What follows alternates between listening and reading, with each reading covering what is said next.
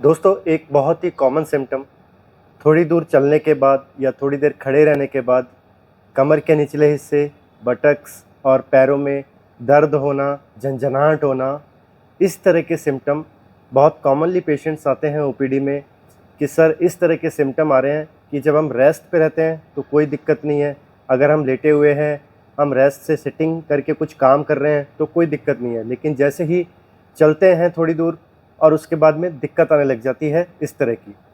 तो इस सिम्पटम को कहते हैं न्यूरोजेनिक क्लाउडिकेशन और आज का ये टॉपिक इसी बारे में है। क्यों ये होता है, क्या कारण है इसके, किस तरह से डायग्नोसिस बनाना है और फाइनली क्या ट्रीटमेंट है। नमस्कार दोस्तों, मैं हूं डॉक्टर अरुण तुंगारिया। स्वागत है आपका न्यूरोमेड टॉक्स में, जहां हम ब्रेन, स्पाइन, पेन और हेल्थ रिलेटेड टॉपिक्स आप तक लेकर आते हैं हिंदी भाषा में एक्सपर्ट्स द्वारा। दोस्तों, न्यूरोजेनिक क्लाउडिकेशन, इस वर्ड को समझते हैं पहले। न्यूरोजेनिक का मतलब होता है जो भी चीज़ नर्व से संबंधित होती है, नसों से संबंधित होती है, उसे हम न्यूरोजेनिक कहते हैं। और क्लाउडिकेशन का मतलब होता है थोड़ी दूर चलने के बाद दिक्कत आना, चलने के बाद कोई प्रॉब्लम आना। पैरों में दर्द भी हो सकता है, कमर दर्द हो सकता है, पैरों में झंझनाहट या जो नसों का दर्द जैसे सिम्टम होते हैं कि चींटियाँ सी काट रही है, झंझनाहट हो रहा है, भारीपन लग रहा है, इस तरह के सिम्टम आ सकते हैं। इसे क्लाउडिकेशन कहते हैं। क्लासिकली ये जो क्लाउडिकेशन है ये वैस्कुलर क्लाउडिकेशन से आया है और ये डिफरेंशिएशन भी ज़रूरी है यहाँ पे, क्योंकि वैस्कुलर क्लाउडिकेशन का मतलब है जो खून की नलिकाएँ हैं, वेसल्स हैं, वहाँ पे अगर दिक्कत है, खून की नलिकाओं में ब्लॉकेज है, चाहे वो ओल्ड एज में एथेरोस्क्लेरोसिस की वजह से है या कोई डिजीज़ ऐसी है, बर्जर डिजीज़ जैसे कहते हैं, उसमें अगर ब्लॉकेज है खून के नलिकाओं में, तब क्लाउडिकेशन का सिम्टम आता है। पेशेंट कंप्लेन करता है कि रेस्ट पे ठीक रहता है, लेकिन थोड़ी दूर चल लेते हैं, उसके बाद पैरों में दर्द होने लगता है। न्यूरोजेनिक क्लाउडिकेशन और वैस्कुलर क्लाउडिकेशन, ये डिफरेंस आपको समझ में आ गया होगा। अगेन मैं समझा देता हूँ। वैस्कुलर क्लाउडिकेशन जो खून की नलिकाएँ हैं, आर्टरीज़ हैं, उनमें प्रॉब्लम है, उसकी वजह से आएगा। डायबिटिक पेशेंट हो या एथेरोस्क्लेरोसिस की वजह से अगर खून की नलिकाओं में है दिक्कत है, तब वैस्कुलर क्लाउडिकेशन आएगा। लेकिन न्यूरोजेनिक क्लाउडिकेशन है वो नर्व्स जो हमारी करंट प्रवाह करती हैं, वो नसें जिनसे हमारा मूवमेंट होता है, ब्रेन से सिग्नल स्पाइनल कॉर्ड और फिर जो नसें हैं पेरिफेरल नर्व्स है, उनमें सिग्नल जाता है, तब हमारी मांसपेशियाँ काम करती है। उन नसों में जब दिक्कत होगी तब न्यूरोजेनिक क्लाउडिकेशन होगा। यहाँ पे लक्षणों से थोड़ा सा डिफरेंशिएशन भी कर सकते हैं कि दोनों में कैसे डिफरेंशिएट करें कि न्यूरोजेनिक है या वैस्कुलर है। तो नॉर्मली वैस्कुलर में अदर सिम्टम्स भी होंगे, जैसे स्किन पे चेंजेस आना, स्किन के जो हेयर हैं वो हेयर थोड़े लॉस हो जाएंगे, स्किन शाइनी हो जाएगी। वैस्कुलर क्लाउडिकेशन ज़्यादातर जैसे डायबिटिक पेशेंट्स में होता है, तो वहाँ पे डायबिटिक फुट या डायबिटिक अल्सर वो भी ज़्यादा बनते हैं। वैस्कुलर क्लाउडिकेशन का एक और ख़ास बात है कि थोड़े टाइम एडवांस स्टेज में वैस्कुलर क्लाउडिकेशन जो है वो रेस्ट पेन में बदल जाता है। अगर आप चलेंगे नहीं, कोई एक्टिविटी नहीं होगी, स्टैंडिंग नहीं होगी, तो भी दर्द शुरू हो जाता है। ऐसा वैस्कुलर क्लाउडिकेशन के एडवांस स्टेजेस में हो जाता है। एक और डिफरेंशिएटिंग पॉइंट, न्यूरोजेनिक क्लाउडिकेशन का पेशेंट्स जो है वो साइकिलिंग बहुत अच्छे से कर पाता है, लेकिन वैस्कुलर क्लाउडिकेशन का पेशेंट साइकिलिंग भी नहीं कर पाता।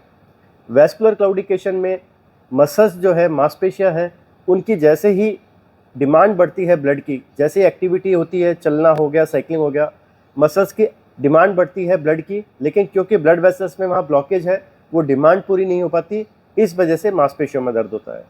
जबकि न्यूरोजेनिक क्लाउडिकेशन में थोड़ी दूर चलने के बाद, मसल्स एक्टिविटी होने के बाद में जो नसें हैं उनको चाहिए होती है थोड़ी ब्लड सप्लाई, वहाँ पे ऊपर जहाँ पे कमर में ही, लंबर स्पाइन में ही वो नसें पैर की निकल रही है, तो वहीं पे अगर दबाव है तो हमें न्यूरोजेनिक क्लाउडिकेशन होगा।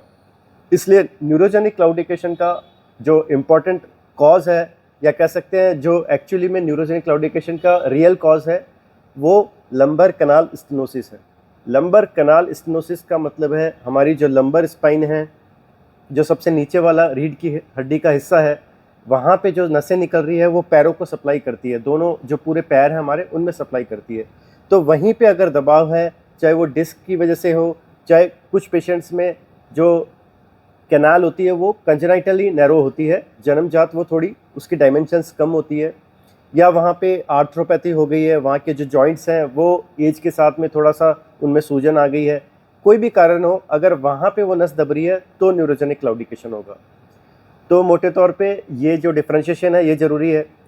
रीजंस जहाँ तक बात की मैंने लगभग बता दिया है। डिस्क प्रॉब्लम नंबर 1 है, इसके बाद डिजेनरेटिव चेंजेस हैं तो वो नंबर 2 कह सकते हैं।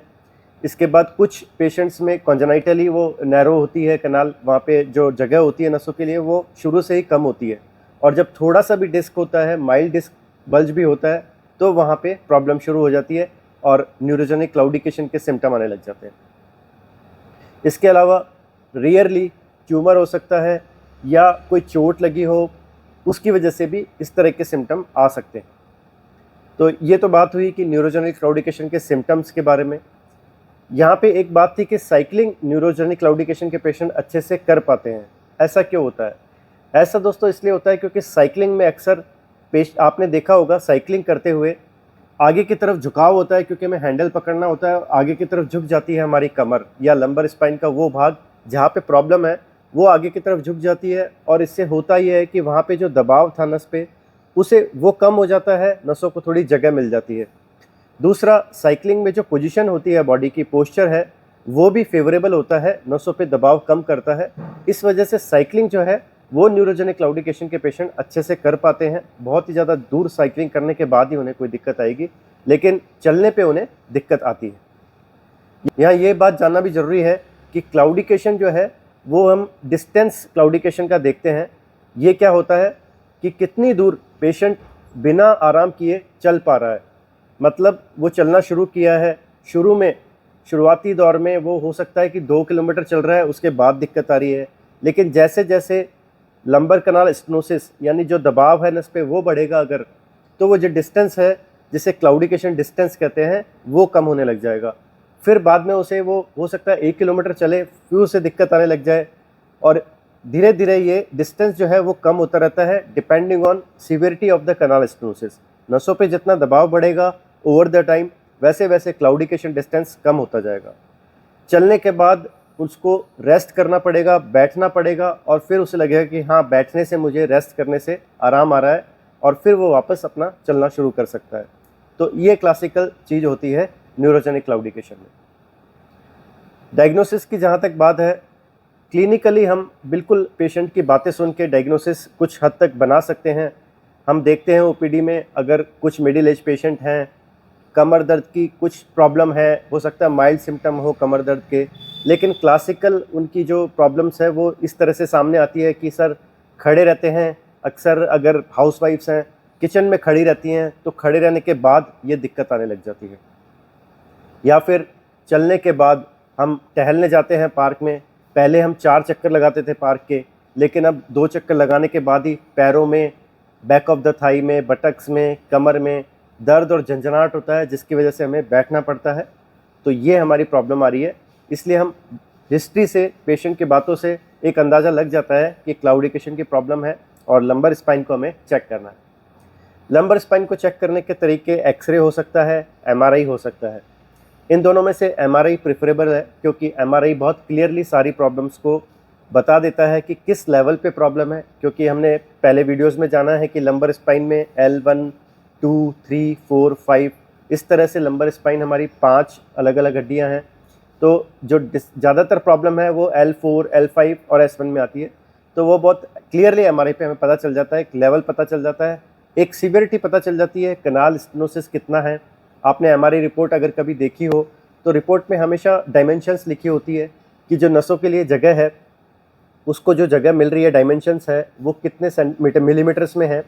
वो मिलीमीटर्स धीरे धीरे किसी लेवल पे नॉर्मल हमें 13 to 14 जो होता है नॉर्मल लेवल भी दिख सकता है, और जहाँ प्रॉब्लम है वहाँ पे वो कम होके 8, 9, 7, सीवियर केसेस में 4, 5 इतना रह जाता है। तो ये जो इम्पॉर्टेंट एमआरआई फाइंडिंग्स है, इससे भी एक आइडिया लग जाता है कि कितनी सीवियरिटी है, कितनी ज़्यादा प्रॉब्लम है।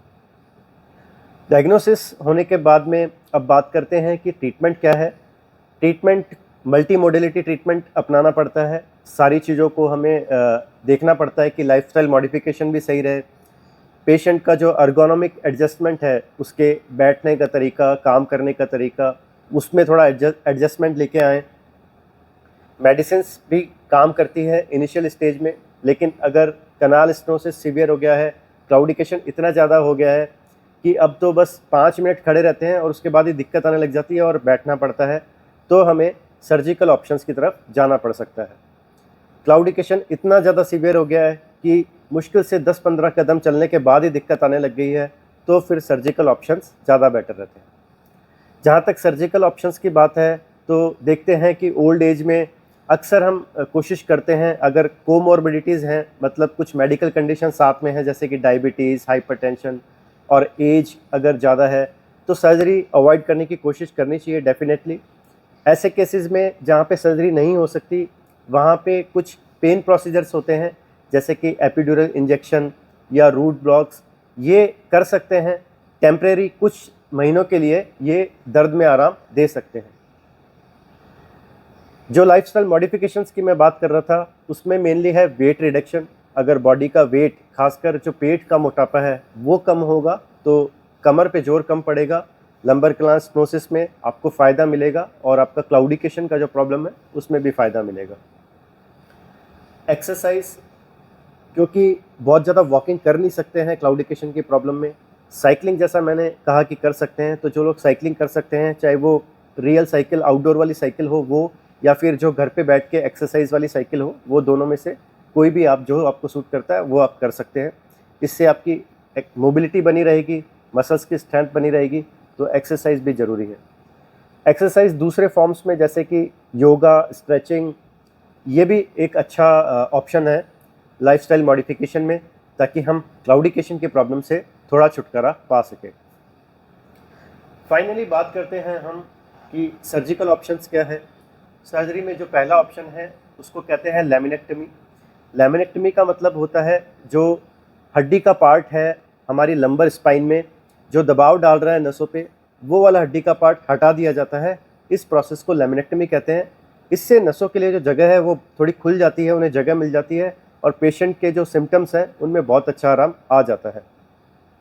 इसके अलावा जो सर्जिकल प्रोसेस है वो डिपेंड करते हैं पेशेंट की कंडीशन पे, ओवरऑल कंडीशन कैसी है, एमआरआई में क्या फाइंडिंग्स हैं, ये सारी चीज़ें डिसाइड करने के बाद लैमिनेक्टमी के अलावा फ्यूजन सर्जरी या डिस्क, जिससे डिस्क प्रॉब्लम है, स्लिप डिस्क भी साथ में है, डिस्क को भी हटाया जा सकता है साथ के साथ लैमिनेक्टमी के साथ में।